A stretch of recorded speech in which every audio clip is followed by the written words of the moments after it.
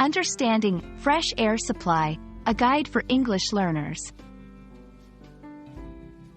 Hello, everyone. Welcome to our English language learning channel. Today, we're going to explore a common English phrase, fresh air supply. This phrase is used in various contexts, and understanding its meaning can be incredibly useful in both everyday and specialized situations.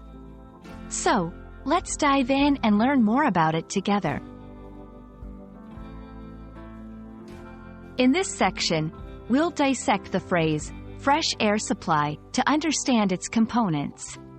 The term, fresh, generally means something that is clean, new, or not stale. Air, of course, refers to the invisible gaseous substance surrounding the Earth, a vital part of our environment. Supply indicates the provision of a quantity of something.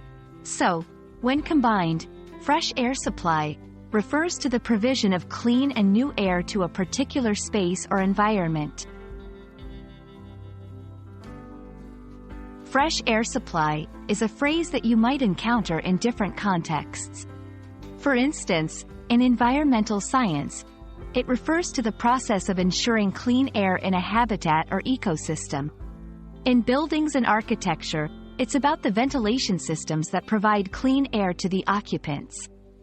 And in health and safety, it's often used to describe the need for clean air in workplaces or public spaces to ensure the well-being of individuals. Let's look at some examples of how fresh air supply can be used in sentences. The engineers designed a state-of-the-art fresh air supply system for the new office building. During the hike, we enjoyed the fresh air supply in the mountains, away from the city pollution. Safety regulations require a constant fresh air supply in underground mines to protect workers. Understanding synonyms and related phrases can also help in grasping the concept. Here are a few: ventilation, air circulation, clean air provision, air renewal. I hope this video has helped you understand the meaning and usage of the phrase, fresh air supply. Remember, learning a language involves understanding the nuances of phrases like this.